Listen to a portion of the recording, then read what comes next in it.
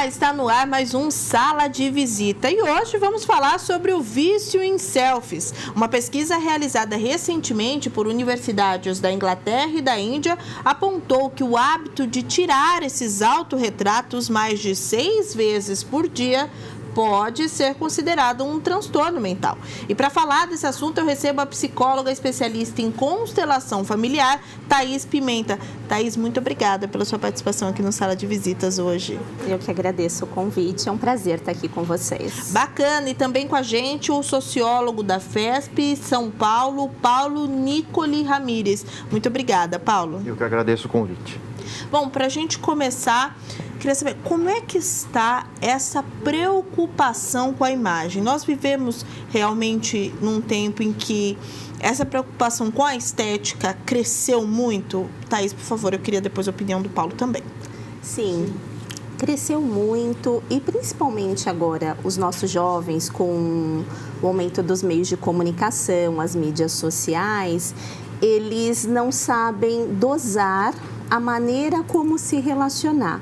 Muitos que têm uma dificuldade com a sua imagem, com a sua autoestima, acabam colocando, através da sua exposição nas mídias sociais, como um meio de interagir e, ao mesmo tempo, se proteger. Então, isso é muito comum nos dias atuais. É isso, Paulo, a gente pode falar então que as redes sociais estão aí assumindo o papel de vilãs nessa questão dessa preocupação tão grande com a estética, com a exibição? As redes sociais, elas são hoje um reflexo de um fenômeno econômico, né, que é o neoliberalismo e a extrema valorização do indivíduo, criando o que se chama de uma cultura narcisista, né? Lembrando que Narciso é o deus grego que, ao se banhar do rio, se apaixona pela própria imagem refletida nas águas, né?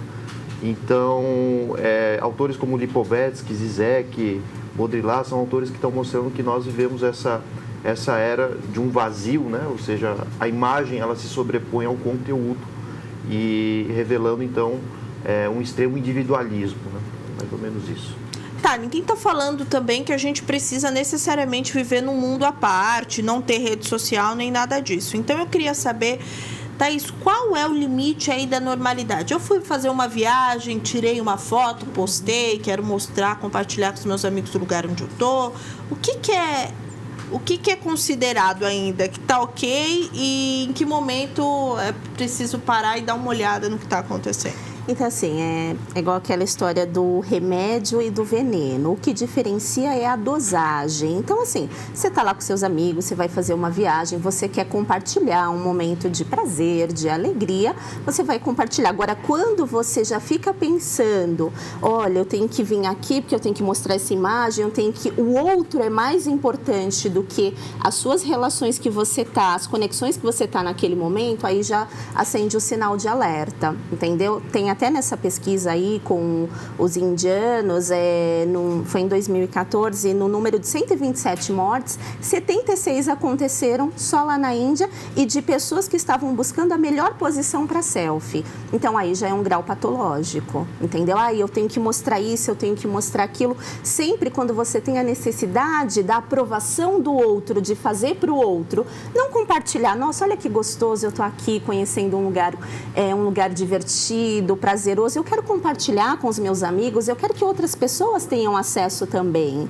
E aí, quando isso se torna uma necessidade da aprovação, do olhar do outro, o outro vira o espelho, aí já é patológico, aí já entra até nas relações aí sociais, da cultura da aprovação, do que eu não sei qual é o que é importante para mim sem o outro passar, e se o outro não valorizar, então para mim também não tá bom, e aí tornam-se relações muito artificiais. Paulo, apesar então de existir aí esse consenso já que algumas práticas já são patologia nesse sentido, em contrapartida a gente tem cursos que ensinam a tirar a melhor posição de selfie, o melhor cenário para o YouTube. Então, quer dizer, a gente sabe que tem alguma coisa errada aí nessa questão de se preocupar tanto com essa imagem na internet, mas, ao mesmo tempo, existe todo um mercado se criando nesse sentido, né? É isso que a gente chama de sociedade do espetáculo, né? Foi um termo cunhado por um filósofo francês da década de 60 e 70 chamado Guy Debord. Ele vai escrever um livro chamado Sociedade do Espetáculo. Ele vai dizer uma coisa muito interessante nesse livro, né? Ele vai dizer que desde a ascensão dos meios de comunicação, as relações sociais, elas deixam de ser intermediadas entre pessoas e passam a ser intermediadas entre imagens de coisas. Isso é um fenômeno que já surge com a invenção da fotografia no século XIX, depois com o rádio, e o sonho de todo indivíduo era, de alguma maneira, ter os 15 minutos de fama, no cinema, na TV.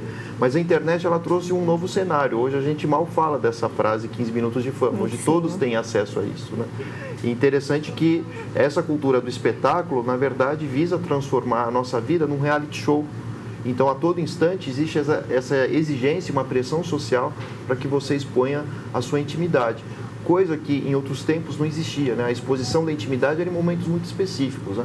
Um aniversário, você chamava a família no Natal, no Ano Novo, abria o álbum de fotos. 36 poses, né? E abriu o álbum de fotos e mostrava ali, olha, onde eu passei as férias com a minha família no último ano.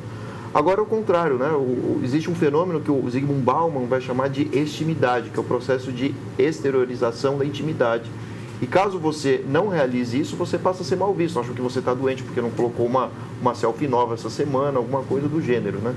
Então, esse processo ele vai reduzindo o poder da privacidade, né? Que foi a maior, talvez, criação do homem moderno, né? Então, nós somos controlados por empresas, pelo Estado e criamos uma sociedade panóptica, né? O panóptico é um sistema de controle, de vigilância de todos sobre todos.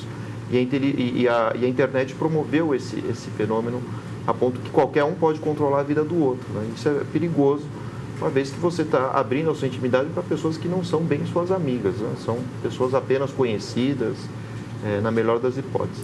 E fazendo uma ponte, né, com um olhar psicológico, é a busca pelo pertencimento, já que muitos fazem, eu também quero pertencer. E para pertencer eu tenho que fazer igual.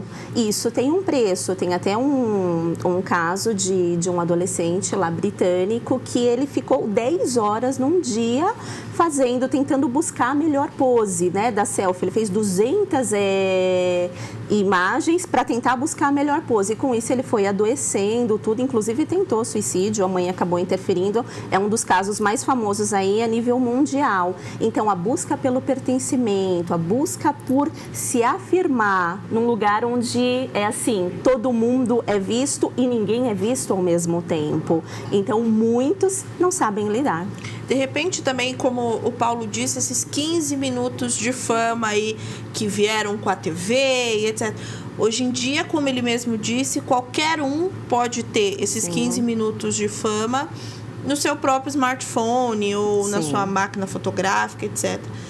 E você acha que, então, por isso que os padrões estéticos também cresceram? Porque essas pessoas precisam estar num padrão, porque elas precisam se mostrar a todo tempo? Sim, o nível de exigência aumentou. Se você não for assim, igual fulana de tal, você não vai ser bonita, você não vai ter um lugar. Se você não tiver a roupa X ou a maquiagem tal, você não vai ter um lugar. Isso demonstra uma grande fragilidade mental, uma grande fragilidade na autoestima, na comunicação, porque a internet é uma comunicação artificial. As pessoas vão lá, dão likes, tudo, mas e como que é a comunicação olho no olho, a sua comunicação com a família, com os amigos? Então, isso acaba demonstrando um adoecimento de pessoas que não conseguem interagir de uma maneira mais saudável. Paulo, a gente vai fugindo um pouquinho da questão da selfie, mas falando ainda sobre a internet, um movimento que você conversa com uma determinada geração aí que vem vindo, todo mundo quer ser youtuber.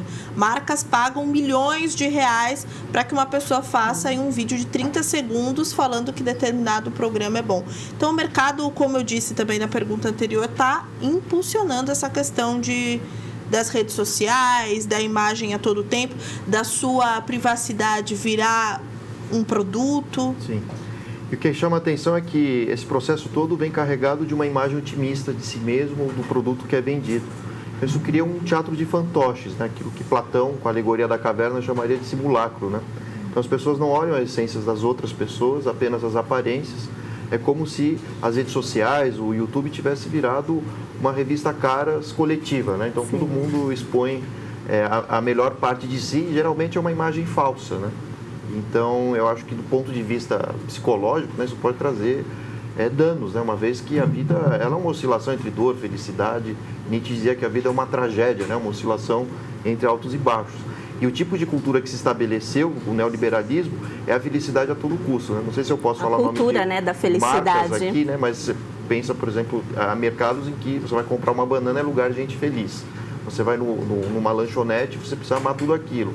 Então, você bebe um refrigerante, você bebe a felicidade, né? Então, esse discurso da felicidade transbordante é o que é carregado nos meios de comunicação, nas propagandas. Isso tem um reflexo naquilo que o indivíduo mostra da sua personalidade para os demais, né? Então, essa exigência da felicidade, ela pode, evidentemente, trazer outros transtornos ao indivíduo, né? Já que se esconde o lado do nosso sofrimento, que é algo absolutamente normal, né? Exatamente esse gancho que eu queria dar, Thaís. Para quem está passando por uma depressão ou para um adolescente que está fora dos padrões estéticos, essa enxurrada de felicidade aí das redes sociais, quais são os danos que isso pode causar? Então, isso aí é como se fosse um soco no estômago, né? Que o adolescente sente. Nossa, ou a pessoa que está passando por um sofrimento emocional, nossa, o fulano está feliz, ciclano está feliz, todo mundo está bem, só eu que não estou bem, só eu que não consigo ficar bem. E aí, para pertencer, ele cria uma questão artificial para tentar fazer parte, para tentar ir interagindo. Só que com isso, quantas pessoas e quantos jovens estão adoecidos porque não se sentem fazendo parte, porque não conseguem saber lidar com isso. Então, aí demonstra, né, acho que a gente precisa ter um olhar de inclusão, da necessidade de abrir mais diálogos como esse, de ver como a comunicação ela é importante. E a cultura da felicidade traz questões muito superficiais, né? Porque aí você vai lá, posta uma foto ou alguma coisa que você está fazendo, como se aquilo fosse você, e na verdade não é. Demonstra um momento, uma situação. E como você está ali por fora? E como que a pessoa lida? Muitos entram em sofrimento emocional quando não consegue. Ai, acabou a bateria do celular. Nossa, o que eu vou fazer? Então, isso é bem forte.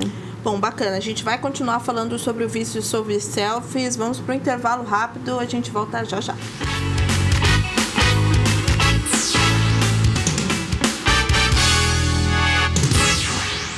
Estamos de volta com Sala de Visitas. O nosso tema de hoje é o vício em selfies.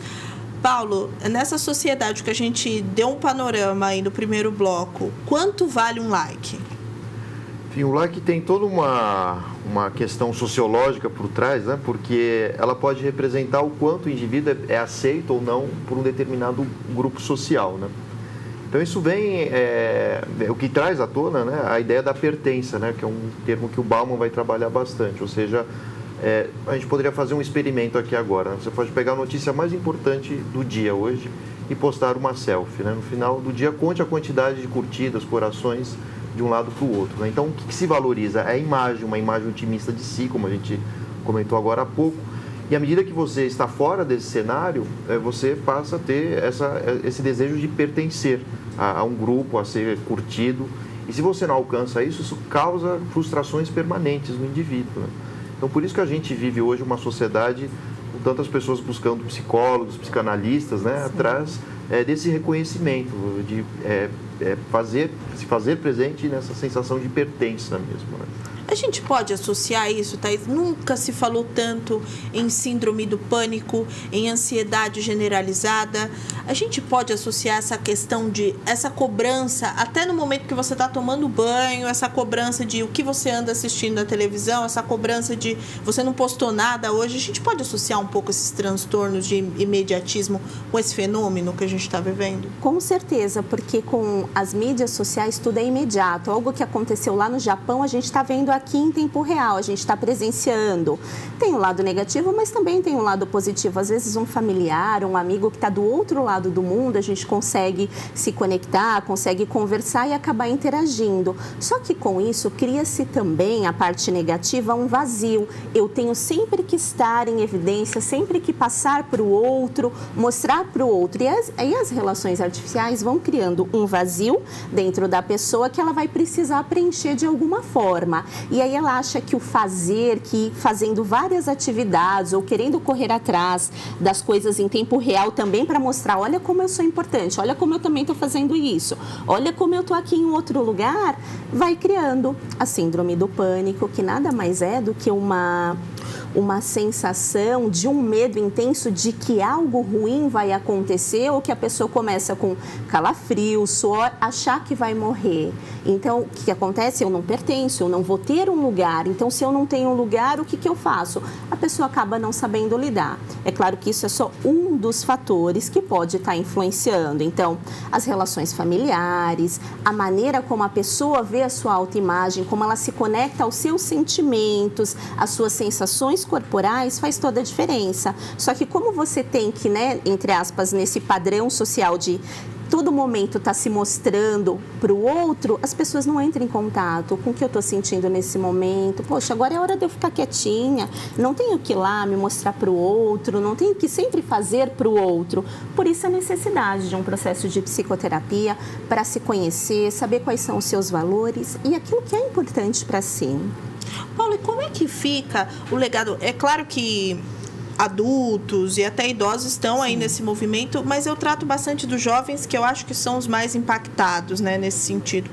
Como é que fica o legado dessa geração, pensando que apesar de pensarmos só no individual, ao mesmo tempo nós estamos tão preocupados com o outro que as nossas vontades, desejos, gostos pessoais acabam ficando para trás, porque a gente só está pensando em mostrar ali o que é conveniente. Como é que fica esse indivíduo como pessoa, com vontades, etc? Isso acaba se perdendo? Existe toda uma pressão do meio, né, para que o indivíduo tenha determinados comportamentos compatíveis com aquilo que a sociedade ou o grupo que ele pertença tenham, né?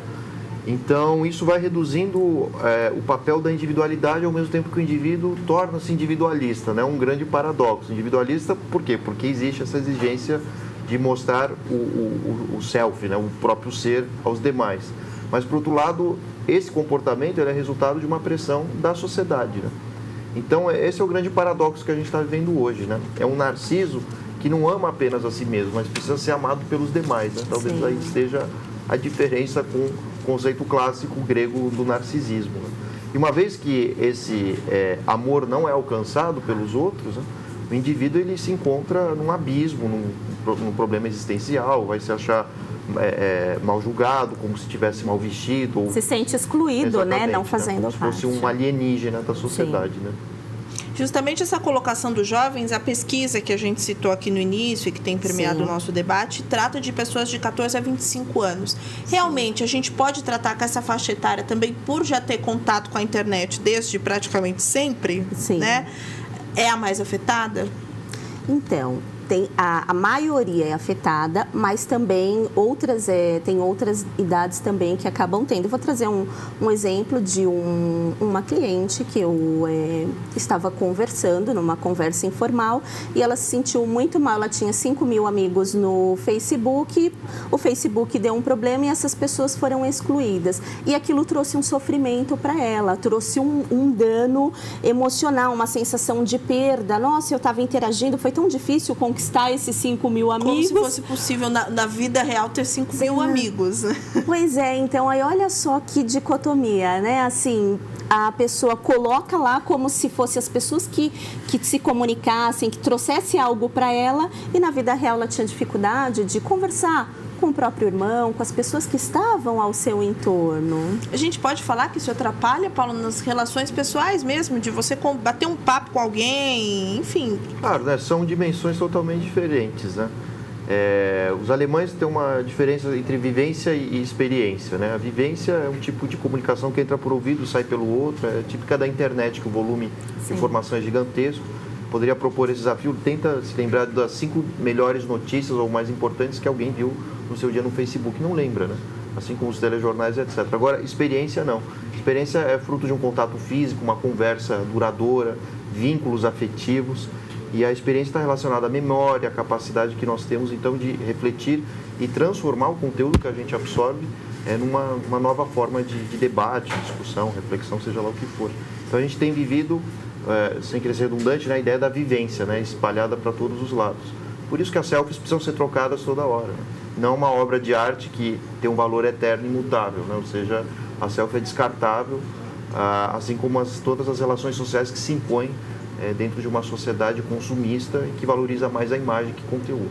Interessante é que assim, é para eternizar o momento. É como se através daquela imagem eu mostro o quanto eu sou feliz, o quanto eu estou bem, quando na verdade não é isso. Quer armazenar uma memória artificial. Por isso as patologias mentais, os aumentos da depressão e de vários outros transtornos de dissociação corporal da imagem. Aquilo que eles veem lá não é aquilo que eles se conectam. Entendeu? E aí, por isso que o aumento das patologias. Nosso bate-papo está encaminhando para o final. Eu queria uma posição falando ainda sobre jovens. Os pais que têm ali um acesso às redes sociais, tem alguns sinais que podem deixar os pais mais alertas em relação a que está tendo uma relação aí um pouco mais patológica com a internet? Como é que isso pode ser identificado? Sim, segundo essa pesquisa britânica, mais de 6 selfies por dia já é considerado patológico. Então, assim, os pais ficarem alerta. Foi tomar um refrigerante, postou a foto. Foi não sei aonde, postou a foto. Essa necessidade de o tempo todo estar se mostrando e precisando da aprovação do outro, estar bem através dos likes e através do que o outro vai trazer, isso já é patológico. Mas também a gente tem que equilibrar e colocar um bom senso. Às vezes você está numa viagem, pode acontecer durante uma viagem de tirar várias fotos, mas é uma situação ocasional, sazonal, então não precisa também tanta demanda, tanta preocupação. Eu acho que a gente tem que entrar aí num equilíbrio de um bom senso. Ô Paula, como é que você vê esse fenômeno como sociólogo? Você acha que nós estamos passando por um período em que aconteceu essa descoberta das redes sociais, nós estamos aprendendo a lidar com isso, ou é um fenômeno que vai aí se arrastar durante um tempo? A tendência é se expandir e se difundir em outras tecnologias também, né? Walter Benjamin, que é um filósofo do início do século passado, ele fez um estudo sobre a cultura de massas, interessante, né? Mas ele foi estudar o século XIX, e antes disso, desde a invenção da prensa ali pelo Gutenberg, né? E ele vai retirar de um poeta francês uma frase que é muito interessante, que ele diz o seguinte: olha, depois que inventaram a prensa, todos sempre reivindicarão o direito de escrever sobre si mesmos. Então vejam que hoje isso foi dito no século XIX, né? O Benjamin faz essa análise do século XX, ele não viu internet, não viu TV, o máximo que ele viu foi cinema, e o que a gente vê é que essas concepções continuam se expandindo. Então a tendência é que à medida que as tecnologias de comunicação surjam e sejam criadas novas, essa cultura do ego, né, de fortalecimento do império do sujeito, tenda a se alastrar. É um fenômeno típico da modernidade relacionado à ascensão dos meios de comunicação. E quais exercícios você deixa, Thaís, para a gente não cair tanto nessa tentação de alimentar o ego dessa maneira, ou de se expor dessa maneira? Como é que a gente pode fazer esse exercício aí para tirar um pouco a rede social e viver ali o real, o que está acontecendo?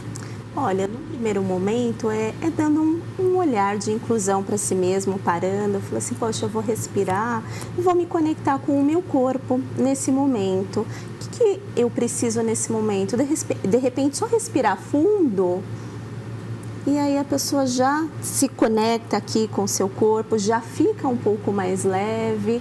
E, de repente, contemplar, né? Assim, você tá lá, olha, eu tô com o meu filho, eu vou aproveitar esse momento aqui que eu tô com o meu filho, eu tô aqui com um grupo de pessoas especiais, o celular pode ficar ali quietinho, eu posso vivenciar o momento presente com um olhar de estando no aqui e no agora. É assim, o essencial, ele é simples, mas ele não é visível aos olhos. Então, quanto mais a gente se conecta com o nosso sentir, até com a nossa respiração, menos importante vai ficando o outro, as outras coisas. Então, acho que essa é uma dica simples que todos nós podemos fazer, né? Parar um minutinho, respirar, se conectar à nossa respiração e, com isso, nos desligarmos um pouquinho do mundo lá fora ou do mundo digital, que acaba também sendo o mundo de dentro de todos nós. E aí tem uma frase que eu acho bacana, né? Se alguém quiser anotar, assim: eu me aceito do jeito que eu sou. E mesmo com dificuldades, eu tenho um lugar. E todos nós temos um lugar especial na nossa família, no mundo, nas relações. E se a gente se aceitar dessa forma, a vida fica mais leve e as necessidades de cobrança caem também. Boa, muito obrigada. Espero que o pessoal tenha anotado aí as dicas da Thaís. Thaís, muito obrigada pela sua participação. Infelizmente, o Sala de Visitas está ficando por aqui. Muito bom bater esse papo com você. Muito obrigada pelo convite, é uma honra estar aqui com vocês. Deixe seus contatos, por favor. Sim, eu vou deixar o meu site, que é www.thaispimenta.com.br. Quem quiser conhecer um pouquinho mais do meu trabalho, é só estar acessando lá. Paulo, muito bom seus esclarecimentos, foi um ótimo debate, espero contar com você mais vezes aqui no Sala de Visitas, quero pedir seus contatos também. Primeiro, eu agradeço o convite, né? Foi um debate muito interessante. Vou deixar meu e-mail, é paulopnr@gmail.com. Quem quiser entrar em contato, só mandar e-mail. Bacana, eu também espero que você tenha gostado do nosso papo do Sala de Visitas de hoje. A gente te espera no próximo programa. TV Câmara São Paulo, a política da cidade passa por aqui.